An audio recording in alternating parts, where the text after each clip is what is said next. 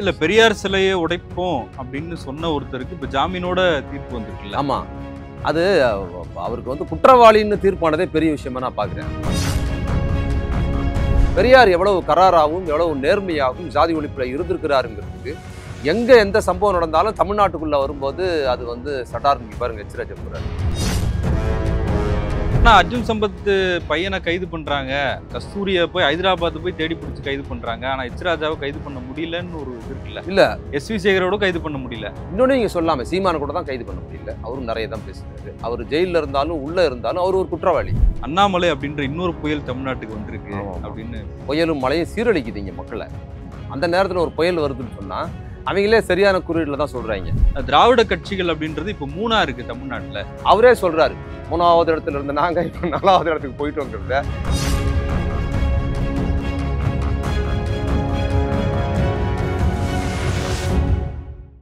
South பீட்டின் அன்பு உறவுகளுக்கு வணக்கம். நான் ஃபெலிக்ஸ் இன்பவுலி. இந்த நேர்காணலில் நாம் சந்திக்கிருப்பவர் திராவிட இயக்க சிந்தனையாளர் திரு வே. மதிமாறன் அவர்கள். வணக்கம். வணக்கம்.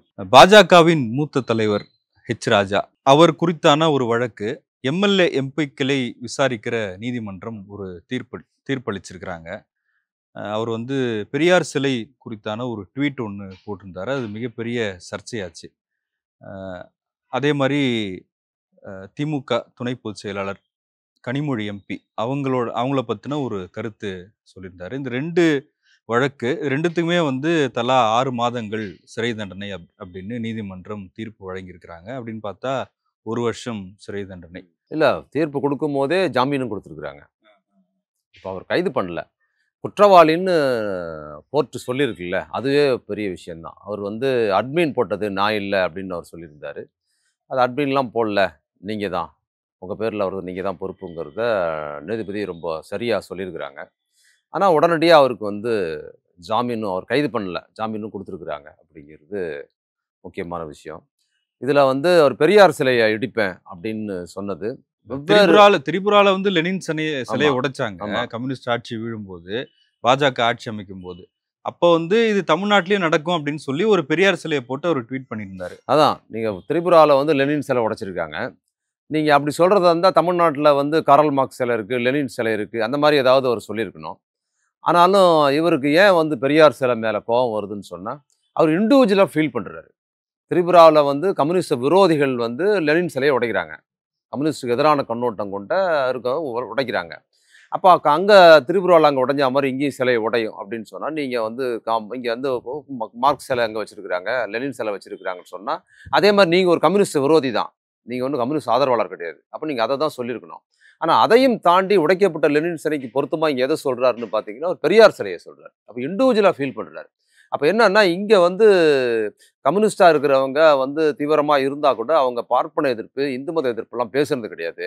அதனால் அவங்கள விடவும் லெனின் சிலையே உடைச்சாலும் கூட நாங்கள் இங்கே பெரியார் சிலையை தான் உடைப்போம்னு சொல்கிறது என்னன்னா, திராவிட இயக்க அரசியல் இருக்கு, அதை பின்புலமாக வச்சு அதை தான் சொல்கிறேன். அவர் சொல்கிறதுக்கு பின்புலம் என்னென்னா, அப்போ அதுக்கு பின்புலத்தில் வந்து இங்கே இருக்கிற சாதி ஒழிப்பை பிரதானப்படுத்தி பேசுனது பெரியாரிஸ்டுகள். பெரியார் பேசினார். அவர் சாதியை பாதுகாக்கிற இந்து மதத்தையும், சாதியில் மேலே இருந்துக்கிட்டு எல்லா சாதியும் இழிவாக பார்க்கிற பார்ப்பனர்களையும் அவர் கடுமையாக விமர்சனம் பண்ணி பேசுறதுனால அவரோட அதிகாரம், பார்ப்பனியத்தோட அதிகாரமும் அந்த இந்து மதம் அவங்களுக்கு கொடுத்துருக்கிற பெரிய சலுகையாகவும் உரிமையாகவும் அவங்க பயன்படுத்துகிற அடுத்த ஜாதிக்கு மேலே இழிவாக பார்க்கறது இருக்குல்ல, அதை பெரியார் கொஸ்டின் பண்ணதுனால தன் அதிகாரத்தை கொஸ்டின் பண்ண அவருக்கு எதிரான ஒரு குரலாக அதை மாற்றி பேசுகிறார். பார்த்தீங்களா, இதை தான் நம்ம திரும்ப திரும்ப சொல்கிறோம். ஒரு வகையில் சுற்றி வளைச்சி பார்த்தா தில்லியில் இவங்க பெரிய நக்சல்பாரி அமைப்பு கம்யூனிஸ்ட் மாதிரி கூட பேசுவாங்க சில நேரங்களில். ஆனால் பெரியாரை ஒத்துக்க மாட்டாங்க. பெரியாரே ஒத்துக்கிட்டாலும் அதுலேருந்து பார்த்தீங்கன்னா என்னன்னா பெரியாரை வந்து ஒரு சீர்திருத்தவாதியா, ஒரு கல்வியாளராக பார்ப்பாங்களே தவிர சிராஜா மாதிரியான சங்கிகள் மட்டும் சொல்ல, அவரை போன்ற பார்ப்பன சமூகத்தில் சேர்ந்தவங்க கூட பெரியாரோட பார்ப்பன எதிர்ப்பு, இந்து மத எதிர்ப்பை பேசாமல் அவர் வந்து ஒரு சீர்திருத்தவாதி, அவர் பெரிய சிறப்பானவர்னு அந்த கண்ணோட்டவருக்கு பார்த்தீங்களா. பெரியார் எவ்வளவு கராராகவும் எவ்வளவு நேர்மையாகவும் ஜாதி ஒழிப்பில் இருந்திருக்கிறாருங்கிறதுக்கு எங்கே எந்த சம்பவம் நடந்தாலும் தமிழ்நாட்டுக்குள்ளே வரும்போது அது வந்து சடார்னு பாருங்க எச் போகிறாரு. சடார்னு அதை கொண்டாந்து பெரியார்கிட்ட கோத்து விடுறாங்க பார்த்தீங்களா. அது அந்த கண்ணோட்டங்கிறது இவங்க என்ன பண்ணாலும் பெரியார் இவங்களுக்கு ஒரு காழ்ப்புணர்ச்சி, வெறுப்பு அவங்க மாற்றிக்கவே முடியாதுங்கிற ஒரு கண்ணோட்டமும், அது போக வந்து இவங்க வந்து அரசியல் ரீதியாக வந்து எங்கே எது பேசுனாலும் சுற்றி வளைச்சி திராவிடத்துக்கு எதிராக பேசுவாங்கங்கிறத சாட்சி தான் அவர் பெரியார் சிலையை உடைப்பேன் எனக்கு அதிகாரம் வந்தாருன்னு சொன்னதும், அதை ஒட்டி தான் வந்து ஸ்ரீரங்கத்தில் பெரியார் சிலையை உடைக்கிற சம்பவங்கள் நடந்ததும், அதுக்கு எதிராக அர்ஜுன் சம்பத் போன்றவர்கள், எச் ராஜா போன்றவர்கள் விரும்புறத எச் ராஜா செய்ய மாட்டாரு. அதுக்குன்னே இருக்கிற அர்ஜுன் சொம்பத்துகள்லாம் இருக்காங்கல்ல, அவங்க இந்த வேலை தான் நாங்க பெரியார் சிலையை உடைப்போம் அப்படின்னு சொல்றதும், எனக்கு இதுல ஒரு சம்பவம் ஞாபகம் வருது. 2015ல என்னைய முதல் முறை தந்தி தொலைக்காட்சியில கூப்பிடுறாங்க. வந்து முதல் முறை அப்பதான் போடுறேன். அப்ப எல்லா சேனல்லயும் புதிய தலைமுறையில அதிக நிகழ்ச்சிகள் போயிருக்கிறேன். எல்லா சேனல்லயும் நான் போயிருக்கிறேன். தந்தியில என்ன கூப்பிட்டதே இல்ல. அப்ப எந்த சேனல்ல போனாலும் எல்லா சேனல்லயும் வர சங்கிகள் எல்லாரையும் நம்ம வந்து அவங்கள அம்பலப்படுத்தி, யாரா இருந்தாலும் அவங்கள அம்பலப்படுத்தி நம்ம பேசுறோங்கிறதுனால, தந்தியில என்ன கூப்பிடாமயே இருந்தாங்க. அப்ப ரங்கராஜ் பாண்டே நடத்துற நிகழ்ச்சியில. அப்புறம் ஒரு நாள் நிகழ்ச்சிக்கு நான் போனப்ப, அந்த நிகழ்ச்சியில வந்து நான் போம்போது அங்க போனா பார்த்தீங்கன்னா, முதல் முறையாக மாலனும் தொலைக்காட்சி நிகழ்ச்சியில அப்பதான் முதல்ல கலந்துக்கிறாரு. அவரு அப்பதான் வந்திருக்கிறாரு. இப்ப ரங்கராஜ் பாண்டே நிகழ்ச்சி நடத்துறாரு. மாலன் உங்களுக்கு யாருன்னு தெரியும். அது நம்ம சொல்ல தேவையில்ல. அவர நான் சங்கின்னு சொன்னதுக்கு இல்ல அவர் ஒரு மூத்த பத்திரிகையாளர், சன் மூத்த டிவில இருந்தார்ல. பத்திரிகையாளர் இருந்தாரு அவரு. அதுக்கப்புறம் வந்து ராகவன், அவரு உங்களுக்கு தெரியும் பாஜகல இருந்தவரு. அதுக்கப்புறம் அர்ஜுன் சம்பத். இவங்க எல்லாரும் நான் மட்டும். அப்ப நான் மட்டும் அங்க போறேன். நமக்கு எத்தன பேர் இருந்தா 40 பேர் இருந்தாலும் 400 பேர் இருந்தாலும் நம்ம எம்ஜிஆர் மாரி அடிச்சு ஆடுறோம்ன்ட்டு நான் போய் உட்கார்ந்துட்டேன். உட்கார்ந்துட்டா இவங்க விவாதம் முழுக்க வந்து பார்த்தீங்கன்னா, என்னைய டார்கெட் பண்ணி, நம்ம எல்லா சேனல்லயும் போய் எல்லா சங்கிகளையும் பஞ்சர் ஆக்குறோங்கிறதுனால, என்னைய கூப்பிட்டு வச்சு ஏதோ சம்பவம் பண்ணி அனுப்புறதுன்னு இவங்க எல்லாரும் 3 பேர கூப்பிட்டு வச்சு பேசியிருக்கிறாங்கன்னு தெரிஞ்சது. அந்த விவாதத்துல அர்ஜுன் சம்பத் வந்து பெரியார் சிலை விவகாரத்த குறித்து அவர் பேசுறாரு. கடுமையா பேசுறாரு. பெரியார் சிலை அங்க இருக்கு ஸ்ரீரங்கத்துல பெரியார் சிலை நாங்க உடைக்கிற போராட்டத்த நடத்தணும்னு சொல்லும்போது, ரங்கராஜ் பாண்டே சொல்றாரு, "நீங்க எவ்வளவு போராட்டம் நடத்தினாலும் பெரியார் சிலை அங்க இருக்குல்ல." திருப்பி திருப்பி சொல்றாரு. "பெரியார் சிலை அங்க இருக்குல்ல. நாங்க பெரியார் சிலை அங்கருந்து உடைப்போம் ஸ்ரீரங்கத்துலருந்து. பெரியார் சிலை அங்க இருக்குல்ல." அப்படின்னு அவர் சொல்றாரு. நான் உள்ள பூந்து கேட்டேன், "ஏங்க அவர் பெரியார் சிலைய உடைப்பேங்கிறாரு. நீங்க பெரியார் சிலை அங்க இருக்குதேன்னு திருப்பி சொல்றீங்க. உங்களுக்கு அந்த பெரியார் சிலை அங்க இருக்கிறது உங்களுக்கு எதுவும் பிரச்சனையா இருக்குதா? அவர் சரியா உடைக்கலங்கன்னு சொல்றீங்களான்னு?" கேட்ட உடனே அவர் பதட்டமாயி, "மதிமாறன் நீங்க வந்து இன்னைக்கு என்ன எப்படியாவது அடையாளப்படுத்தலாம்." அப்படின்னு அவர் பேச ஆரம்பிச்சாரு. அவர் என்னன்னா, "நீ என்ன உடைக்கிற போராட்டத்துல சட்ட ரீதியா அத ஒண்ணும் பண்ண முடியலையே. பெரியார் சிலை அங்க தானே இருக்குங்கிறத" அவர் லீட் எடுத்து குடுக்குறாரு அவர்கிட்டங்கிற அந்த சம்பவத்த நம்ம நினைவு கூர்த வேண்டியிருக்கு. நீங்க 4 அப்ப பேர் இருக்கீங்க, நான் அப்ப ஒருத்தன் தான் அப்புறம் இருக்கேன்னு நீங்க அந்த சொன்னீங்க விவாதத்துல அதுல. வந்து ரங்கராஜ் பாண்டே இவங்க எல்லாம் பேசிக்கிட்டு இருக்கும்போது, நான் ரங்கராஜ் பாண்டே கிட்ட சொல்றேன். ரொம்ப ரொம்ப கவனமாவும், ரொம்ப நுட்பமாவும் அத சொல்றேன். "நீங்க வந்து மொத்தம் 4 பேரு. நான் ஒருத்தன். அதனால எனக்கு நீங்க கூடுதல் வாய்ப்பு குடுக்கணும்னு நான் சொல்றேன்." அத புரியாம அவரு என்ன பண்றாரு, "ஆமா நாங்க 4 பேருன்னு" அவரையும் சேர்த்து அவரும் கமிட் பண்ணிக்கிட்டாரு. "நாங்க 4 பேர், நீங்க ஒரு ஆளு. உங்களுக்கு கூட இருந்து அதுல குடுக்கணும்னு."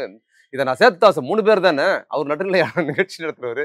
ஆனா அவர் 4 பேருங்கிறது இன்னைக்கு எவ்வளவு கரெக்ட்டா சொல்லியிருந்தீங்க. 4 பேருன்னு நான் சொல்றேன். ஆமா நாங்க அன்னைக்கு 4 அவர் பத்திரிகையாளர் தானே. இன்னைக்கு அவரு இல்ல பாஜக அன்னைக்கே அப்படிதான் ஆ, இருந்தாரு. ஆ. அன்னைக்கே அப்படி இருந்தாரு. நான் உள்ள போனப்போ வந்து அவர் மேக்கப் ரூம்ல நம்மளையும் கூட்டிட்டு போனாங்க. அங்க தான் இருந்தாரு. அவர் மேக்கப் ரூம்ல தான் நான் முதல்ல பார்க்குறேன். அவர் நீட்ன ஒரு பொட்டோட தான் இருந்தாரு. மேக்கப் போடுறதுக்கு முன்னால. மேக்கப் போடுறது அவரோட பின்புலமும் அப்படிதான் இருந்ததுங்கிற ஆர்எஸ்எஸ்காரர் பொட்டு வைப்பாங்கல்ல, அந்த பொட்டோட தான் இருந்தாரு. அவர் பார்த்த உடனே, "வாங்கண்ணே உங்கள ரொம்ப நாளா கூப்பிடணும்னு எனக்கு ரொம்ப விருப்பம்ண்ணே. ஆனா இன்னைக்கு தான் அதுக்கு காரணம் அமைஞ்சது." அப்படின்னு அவர் சொன்னாரு. என்ன எல்லாரும் தப்பாவே சொல்றாங்க. நான் என்னமோ உங்களுக்கெல்லாம் எதிரான ஆளு மாரி. உங்களெல்லாம் கூப்பிட்டு நிகழ்ச்சி நடத்துறதுக்கு ரொம்ப விருப்பம். இன்னைக்கு தானே அது அமைஞ்சதுன்னு முதல்ல சொன்னாரு. அதுக்கு நான் சொன்னேன், "அப்படிலாம் கிடையாது. அ பெரியாரிஸ்ட்டுகள், முற்போக்கு காலத்துல உங்கள தப்பா பேசுறாங்க. பாஜகக்காரர்கள், ஆர்எஸ்எஸ்காரங்க உங்கள தப்பாவே பேசுறது உங்களுக்கு ஆதரவா தானே இருக்கிறாங்க." அப்படின்னு சொன்னேன். எங்க விவாதத்த நான் மேக்கப் ரூம்லயே ஆரம்பிச்சு போனது. அதுக்கப்புறம் இந்த நிகழ்ச்சி முடியும்போது மாலனோட பிரச்சனையானது. அப்புறம் மாலன் வந்து ரொம்ப தீவிரமா அன்னைக்கு வந்து ஆர்எஸ்எஸ் சார்ந்து பேசும்போது, நான் அவர நான் வந்து சொன்னேன். "நீங்க ஒரு ஒரு ஆர்எஸ்எஸ் கண்ணோட்டம்ல சங்கி மாரி பேசுறீங்கன்னு" சொன்ன உடனே அவரு ரொம்ப பதட்டமாயிட்டாரு. பதட்டமாயி வந்து கடுமையா வந்து பேச ஆரம்பிச்சாரு. பிரேக் வந்துருச்சு. பிரேக் வந்ததுக்கு பிற்பாடு என்ன ஆச்சுன்னா, அந்த பிரேக்ல அவர் வந்து பதட்டமாயி கையெல்லாம் நடுங்குற மாரி இருந்துட்டு, "நான் யாரு தெரியுமா? என்னைய பத்தி உங்களுக்கு என்ன தெரியும்? என்னைய வந்து அப்படி சொல்றீங்க? நான் எவ்வளவு பெரிய ஆள் தெரியுமா?" அப்படின்னு பேசிக்கிட்டே இருக்காரு கோவமா. நான் என்ன பண்ணேன், நானும் அமைதியா இருந்தேன். "சரிங்க, விவாதத்துல பேசிக்கலாம் இருங்கன்னா." அவர் கேட்கலாம். "நான் யார் தெரியுமா? நான் எப்படிப்பட்ட ஆள் தெரியுமா?" திருப்பி திருப்பி அதே சொன்னாரு. நான் என்ன பண்ணேன், ரங்கராஜ் பாண்டேய பார்த்து கேட்டேன். "ஏங்க நிகழ்ச்சிக்கு மாலன் வர்றாருன்னு சொல்லியிருந்தா, அவர் வாழ்க்கை வரலாறு படிச்சுட்டு வந்திருப்பேன்ல. நீங்க ஏன் சொல்லாம விட்டீங்க? யார் தெரியுமா? யார் தெரியுமான்னு கேட்டுட்டு இருக்காருன்னோனே, அவரு என்ன பண்ணாரு, பின்னால இவருக்கு தெரியாம கையெடுத்து கும்பிட்டு, "அண்ணே அமைதியா இருங்கன்னாரு." அது ஒரு சுவாரஸ்யமான சம்பவம். அதுல இன்னொன்னும் நடந்தது. அப்போ வந்து புரட்டாசி மாசம் ஒரு நிகழ்ச்சி அந்த நிகழ்ச்சி நடக்குது. பிரேக்ல வந்து எங்களுக்கெல்லாம் சாண்ட்விச் வச்சாங்க சாப்பிடுறதுக்கு. மாலனோட டேபிள் அவர் முன்னால இல்ல. எனக்கு பக்கத்துல தான் இருந்தது. அத நான் அவருக்கு தள்ளி வச்சேன். நீங்க இந்த பிரச்சனையெல்லாம் பண்ணதுக்கப்புறம் நீங்க சாப்பிடுங்க. அவர்ட்ட ஒரு மூத்தவரா இருக்கிறார்ல. அதனால நீங்க சாப்பிடுங்கன்னு தள்ளி வச்சேன். அவரு என்ன பாண்டே என்ன சொன்னாரு, "நீங்க அண்ணா நீங்க சாப்பிடுங்க அண்ணே. நீங்க சாப்பிடுங்க. அது ஒண்ணும் வெஜ் சாண்ட்விச் தானே" அப்படின்னாரு. நான் சொன்னேன், "இல்ல பாண்டே நான் வந்து புரட்டாசி மாசம் வெஜிடேரியன் சாப்பிடுறது இல்லன்னேன்." அது ஒரு அது ஒரு திடுக்கிட்டு பார்த்தாங்க எல்லாரும். இப்ப புரட்டாசி மாசம்னா நான்வெஜ் சாப்பிட மாட்டோம்பாங்களா? அது மாரி சுவாரஸ்யமா போச்சு. இவங்க என்னைய எதுக்கு கூப்பிட்டாங்கன்னா, அதுக்கப்புறம் தான் விசாரிச்சு தெரிஞ்சது.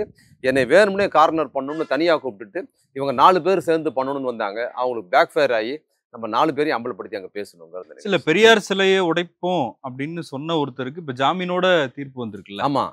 அது அவருக்கு வந்து குற்றவாளின்னு தீர்ப்பானதே பெரிய விஷயமா நான் பார்க்குறேன். ஏன்னா இதற்கு முன்னாலே அவர் அப்படிலாம் இல்ல அப்படின்னு தள்ளுபடியா இருக்கு அந்த கேஸ். அதுக்கு மேல இது போய் தான் இந்த விசாரணையில தான் அவர் குற்றவாளி. அவரு தான் அத சொல்லியிருக்கிறாருன்னு வந்துற தீர்ப்பு இருக்குல்ல, அந்த தீர்ப்ப நான் வரவேற்கிறேன். அந்த தீர்ப்ப குடுத்த நீதிபதிய நான் மதிக்கிறேன். அதுக்கப்புறம் உடனடி ஜாமீனுங்கிறது நமக்கு அவர் குற்றவாளியின் தீர்ப்பாகிறதே பெரிய விஷயம்னு நான் கருதுறேன். போன தீர்ப்புக்கும் இந்த தீர்ப்புக்கும் பெரிய விஷயமா இல்ல இருக்கு. ஆனா அர்ஜுன் சம்பத் பையனை கைது பண்றாங்க. கஸ்தூரிய போய் ஹைதராபாத் போய் தேடி பிடிச்சு கைது பண்றாங்க. ஆனா எச் ராஜாவை கைது பண்ண முடியலன்னு ஒரு இது இருக்குல்ல. இல்ல, எஸ்.வி. சேகரோட கைது பண்ண முடியல. இல்ல அதான் முடியல. அதான் இவங்களோட சோர்ஸ், இவங்களோட பின்புலம், இவங்க சொன்ன விஷயத்தோட கன்டென்ட் சார்ந்தா நீதிமன்றம் தானே அது முடிவு பண்ணுது. இப்ப நீதிமன்றம் தானே தீர்ப்பு குடுத்திருக்கு. இது நீங்க அரசோட சேர்த்து பேசக்கூடாது. நீதிமன்றம் சொன்ன தீர்ப்போட சேர்க்கப்படுது. இன்னொன்னு நீங்க சொல்லாம சீமான கூட தான் கைது பண்ண முடியல. அவரும் நெறைய தான் பேசுறாரு. அவர கூட தான் கைது பண்ண முடியல. சீமானு, இன்னும் எச் ராஜா, எஸ்.வி. சேகர் பல பேர் நீங்க சொல்ல முடியும்ல. ஆனா இந்த தீர்ப்ப நான் சிறப்பா பார்க்குறேன். நீதிபதி கரெக்ட்டா அவர் ஒரு குற்றவாளின்னு அறிவிச்சிருக்கிறார்ல. அது ரொம்ப முக்கியமானது. அவர் ஜெயில்ல இருந்தாலும், உள்ள இருந்தாலும் அவர் ஒரு குற்றவாளி. அப்படிங்கிறது வந்து முடிவானதுங்கிறது நான் அந்த தீர்ப்ப வரவேற்கிறேன். பெஞ்சல் புயல் அது பாண்டிச்சேரியில ஒரு மிகப்பெரிய பாதிப்பை ஆமா. ஏற்படுத்தியிருக்கு. பக்கத்துல கடலூர், விழுப்புரமும் அந்த பாதிப்புகள் இருக்கு. இந்த சூழல்ல பாஜக வை சேர்ந்தவர்கள் வந்து அண்ணாமலை அப்படின்ற இன்னொரு புயல் தமிழ்நாட்டுக்கு வந்திருக்கு ஆமாமா. அப்படின்னு பேசிக்கிறாங்க. எப்படி பாக்குறீங்க? அதாங்க தமிழ்நாட்டுல வந்து புயல் வந்து மழை பெய்ஞ்சு புதுச்சேரி, தமிழ்நாடு விழுப்புரம், கடலோர மாவட்டங்கள்ல வந்து அவ்வளோ துயரத்தோடு சீரழியும்போது, இன்னொரு புயல் வந்து இறங்குது இங்க அதே மாரி சீரழியுது. புயலும் மழையும் சீரழிக்குது இங்க மக்கள. அந்த நேரத்துல ஒரு புயல் வருதுன்னு சொன்னா, அவைங்களே சரியான குறியீடுல தான் சொல்றாய்ங்க. சரிதான் புயல் வந்து சீரழிக்குது. அது மாரி ஒரு புயல்ங்கிறத நம்ம அது அவங்க சொன்னத நம்ம ஆதரிக்கிறோம். கரெக்ட்டு தான். வந்த புயல்ல இப்ப நீங்க புயல் வந்திருக்குது அப்படின்னு இந்த புயல் வந்திருக்குதுங்கிற செய்திய இவங்க போய் வந்து விழுப்புரம், கடலூர், பாண்டிச்சேரியில போய் சொன்னாங்கன்னா, என்ன நடக்கும்னு ஒரு படத்துல வடிவேல்ட்ட பார்த்து ஒருத்தர் கேட்பார்ல, "ஆத்துல எல்லாரும் சௌக்கியமா இருக்காங்களான்னு?" "ஏன்டா ஆத்துல எல்லாரும் வெள்ளம் வந்து அடிச்சு செத்துக்கிட்டு இருக்கா, நீ ஆத்துல சௌக்கியமா இருக்கிறீங்களான்னு கேட்கறாங்கிற" மாரியான ஒரு ஒரு கோமாளித்தனமான அணுகுமுறையா தான் இருக்குது. மக்கள் அவ்வளோ தூரம் பிரச்சனையில இருக்கும்போது, இவைங்க வந்து லண்டன்ல இருந்து வந்தவர வந்து புயல் வந்து இறங்கியிருக்குது, கரை கடக்க போகுது அப்படின்னு இவங்க சொல்றது இருக்குல்ல. என்ன பண்ணுச்சு அந்த புயல் வந்து? பாஜக என்பது தமிழ்நாட்டுக்கு ஒரு சீரழிவை ஏற்படுத்துதுங்கிறது தெரியும். புயல் போன்ற விஷயங்கள்ங்கிறது தமிழ்நாட்டுக்கு வந்து புயல் எப்பவுமே மக்களுக்கு நன்மை மழை வேணுமா மக்களுக்கு நன்மை செய்யும். ஆனா புயல் ஒருபோதும் மக்களுக்கு நன்மை செய்யாதுங்கிறது தெரிஞ்ச குறியீடு தான். ஆனா இந்த மாதிரி கோமாளித்தனங்கள் நம்ம பார்த்துக்கிட்டு தானே இருக்கோம். இல்ல அவரு துணை முதலமைச்சராக உதயநிதி ஸ்டாலின் ஆயிருக்கிறாரு. இப்ப அவரு லண்டனுக்கு படிக்க போகும்போது அது நடக்கல. இப்ப அவர் வர்றதுக்குள்ள சில சம்பவங்கள் அரசியல்ல நடந்திருக்கு. வாரிசு அரசியல், குடும்ப அரசியல், திமுக ஒரு குடும்பத்துக்கு மட்டும்தான் சொந்தம் அப்படின்றது நிரூபணம் ஆயிருக்கு அப்படின்னு சொல்றாரு. அது எத்தனை வாட்டி நம்ம சொல்றது? திரும்ப திரும்ப நம்ம சொல்லி தான் இருக்கிறோம். அவருக்கு லண்டனுக்கு போகாம இங்கேயே இருந்திருந்தாலும் அது நடந்திருக்கும். ஏன் லண்டன்ல இருக்கும்போது நீங்க என்ன இங்க இருக்கிற சம்பவத்த பத்தி கருத்து சொல்லக்கூடாதா? தமிழ்நாட்டுல இருக்கும்போது அமெரிக்கால இருக்கிற எலக்ஷனுக்கு கருத்து சொல்றீங்க. தமிழ்நாட்டுல இருந்துகிட்டு அரேபியா பத்தி கருத்து சொல்றீங்க. ட்ரம்ப் ஜெயிக்கிறத பத்தி இங்க இருக்கிறவங்கள கருத்து சொல்லும்போது, தமிழ்நாட்ட சேர்ந்த நீ லண்டனுக்கு போயிருக்கிற. அப்போ இங்க முதலமைச்சர் ஆயிருக்கிறாருன்னு அது கருத்து சொல்ல. அப்படி என்ன பெரிய படிப்பு நீ வந்து இந்த பக்கம் அந்த பக்கம் திரும்பாம ஃபுல்லா மனப்பாடம் பண்ணி பயங்கர ஃபர்ஸ்ட் கிளாஸ்ல பாஸ் பண்ணிட்டீங்க நீங்க. ஏன்னா அந்த லண்டனுக்கு நீங்க எதுக்கு போனீங்க? என்ன பண்ணீங்க? அது என்ன முடிஞ்சுதுங்கிறத பத்தி சொல்றதுக்கு துப்பு இல்ல. நான் லண்டன்ல போயிருந்தேன். இதுக்காக தான் போயிருந்தேன். அத நல்லபடியா முடிச்சுட்டு வந்தேன். ஏன் லண்டனுக்கு நீங்க போனத பல்வேறு கருத்துக்கள் சொல்றாங்களே. இவரு எதுக்காக போனாருன்னு இவங்க சொல்றாங்க படிக்க போனாரு, மேற்படிப்புக்கு போனாருன்னு. சரியா படிக்கல. அத திருப்பி படிக்க போனாருன்னு சொல்றாங்க. ஆனா நீங்க என்னத்துக்கு போனீங்க? என்ன அங்க பண்ணீங்க? இதுவரைக்கும் இவ்வளவு நாள் அங்க இருந்தீங்கல்ல, என்ன பண்ணீங்கங்கிறத சொல்லாம, தமிழ்நாட்ட பத்தி எந்த கருத்து சொல்லாம, அப்படி என்ன தலைமறை வாழ்க்கை மாரி நீங்க லண்டன்ல இருக்க வேண்டிய அவசியம் என்ன? அது ஒரு கேள்வி வருதுல்ல. இல்ல அதுக்கு தான் இப்ப பொறுப்பு தலைவர்லாம் இல்லங்க, போட்டிருந்தாங்கல்ல நான் என்ன எச்.ராஜாவ. சொல்றேங்க, தமிழ்நாட்டு மக்கள் மீது இவ்வளவு அக்கறை கொண்ட நீங்க, தமிழ்நாட்டு அரசியல்ல இவ்வளவு பிரச்சனை போகும்போது, லண்டன்ல இருந்து நீங்க வந்து ஒரு சின்ன வார்த்தை கூட சொல்லாம இருக்கிறீங்கன்னா, நீங்க லண்டன்ல என்ன பண்ணிக்கிட்டு இருந்தீங்க? யாருக்கும் தெரியக்கூடாதுன்னு ஒளிஞ்சுகிட்டு இருந்தீங்களா? அப்ப தமிழ்நாட்டு குறித்து எந்த செய்தியும் தெரியாம ஏங்க இது உலகம் இன்னைக்கு உள்ளங்கையில இருக்குது. இன்னைக்கு உள்ளங்கையில இருக்குது. எந்த சம்பவத்தையும் எங்க இருந்து நம்ம பேச முடியும், எதுவும் செய்ய முடியுங்கிற மாரி இருக்கும்போது, நீங்க இவ்வளோ தீவிரமா தமிழ்நாட்டு அரசியல் அக்கறை கொண்டார் மாரி பேசுற நபரு, லண்டன்ல இருந்துகிட்டு ஒரு வார்த்தை, ஒரு விஷயம் கூட நீங்க தமிழ்நாட்ட பத்தி எந்த கவனமும் இல்லாம இருக்கிறீங்க. வந்து இறங்குன உடனே நீங்க வந்து உதயநிதி வந்து துணை முதல்வர் ஆயிட்டாருன்னு சொல்றீங்கன்னா, உங்க யோக்கியதை என்ன இருக்கு? தமிழ்நாட்டுல எவ்வளவு பிரச்சனைகள் நடந்திருக்குது சமீபத்துல. மக்களோட பிரச்சனைகள் எவ்வளவு தீவிரமா இங்க வந்து இப்ப மழை வெள்ளத்துல எவ்வளவு பாதிக்கப்பட்டிருக்கிறாங்க. புயல்ல எவ்வளவு பாதிக்கப்பட்டிருக்கிறாங்க. அதெல்லாம் உங்களுக்கு தெரியலன்னா, உங்களுக்கு உதயநிதி துணை முதல்வர் ஆவர் தான் உங்களுக்கு பிரச்சனையா தெரியுதுன்னா, உங்க மரமண்டைக்கு உரைக்கிற மாதிரி நம்ம எத்தனை முறை தான் சொல்றது? உதயநிதி துணை முதல்வரா ஆக்குறது அந்த கட்சி முடிவு பண்ணுது. அவங்க அமைச்சர்கள் முடிவு பண்றாங்க. தொண்டர்கள் முடிவு பண்றாங்க.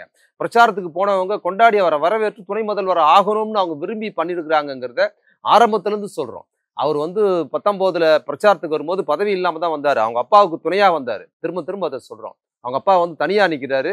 எல்லா நடிகர்களும் கட்சி ஆரம்பிச்சுட்டாங்க. அவர் வந்து தனிமையா இருக்கிறாரு. நம்ம பார்த்துக்கிட்டு இருக்கும்போது அப்பாவுக்கு உதவியா இருக்கணும். கலைஞர் வார இல்லையேன்னு தான் பிரச்சாரத்துக்கு வந்தாரு.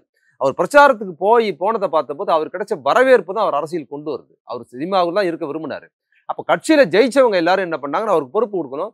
அடுத்த பிரச்சாரத்துக்கு அவரை எங்களை கூப்பிடணும்னு சொல்லி மாவட்ட செயலாளர்கள், ஜெயிச்ச நாடாளுமன்ற உறுப்பினர்கள் அடுத்த சட்டசபை தேர்தலுக்கு வரணும்னு வந்ததுக்கு அப்புறம் தான் அவருக்கு சட்டசபை சீட்டு குடுக்குறாங்க.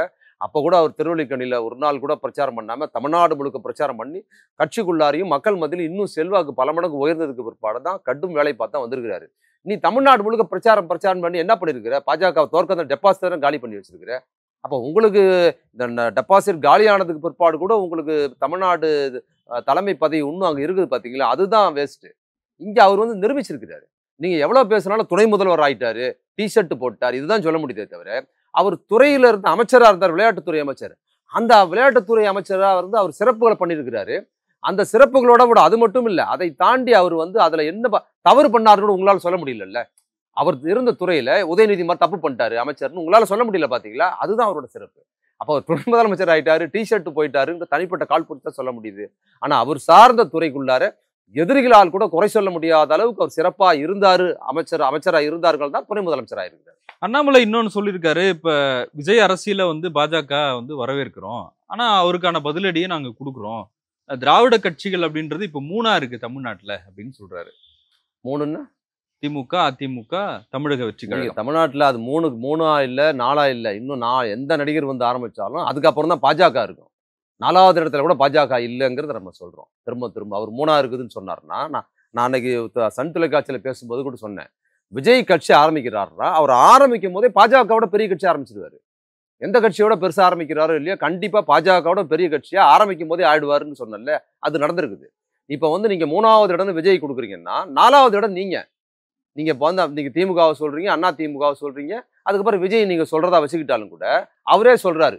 3வது இடத்துல இருந்த நாங்க இப்ப 4வது இடத்துக்கு போயிட்டோங்கிறத, விஜய் 3வது திராவிட கட்சியாவே ஒரு கமிட் பண்ணிக்கிட்டோம். அது அவர் ஆரிய திராவிட தமிழ் தேசிய சில்லுன்னு சூடா குளிருது, காத்தடிக்குது, ஒரே சூடா இருக்குது, புழுக்கமா இருக்குதுங்கிற மாதிரி ஒரு கட்சி ஆரம்பிச்சு வச்சிருக்காரு. எல்லாம் கலந்து சொல்றாரு அவரு. எல்லாம் சேர்ந்து தான் அவர் பேசுறாரு.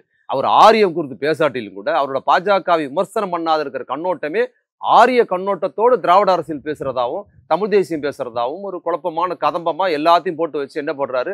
திமுகவை டார்கெட் பண்றாருங்கிறது இவங்களோட அலைவரிசையில் தான் அவர் பண்றாரு.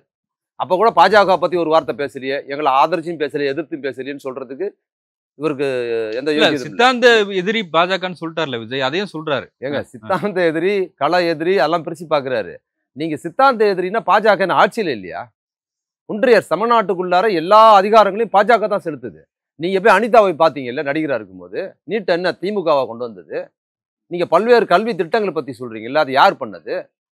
அப்ப நீங்க இன்னைக்கு வந்து வகுப்பு வாரியம் பத்தி சொல்றீங்கல்ல, அது யார் பண்ணது? திமுகவா பண்ணுச்சு. வகுப்பு வாரியத்தை நீங்க பொதுவாக்கணும்னு சொல்றீங்களா, அது யார் பண்ணது? இந்திய திணிக்க கூடாதுன்னு சொல்றீங்களா, திமுகவை இந்திய திணிக்குது. பூரா நீங்க பேசுற விஷயம் இதெல்லாம் பண்ணக்கூடாதுன்னு சொல்லிட்டு, இதெல்லாம் பண்ணாத இதுக்கு எதிராக போராடுற திமுகவை நீங்க கண்டிப்பீங்க. இதை பண்ற மோடிக்கு நீங்க கமுக்கமா இருப்பீங்கன்னா, நீங்க மோடிக்கு ஏத்த ஜோடி, அதுக்கான மூடி தான் நீங்க, அந்த ஜாடிக்கு ஏத்த மூடி. இதைத்தான் நம்ம சொல்றோம். இவங்க சும்மா நாங்க புதுசா வந்திருக்கோம், நீ என்ன பேசினாலும் விஜய்க்கு அப்புறம் தான் நீங்க பாஜக அண்ணாமலைங்கிறது தெரிஞ்சதுதான்.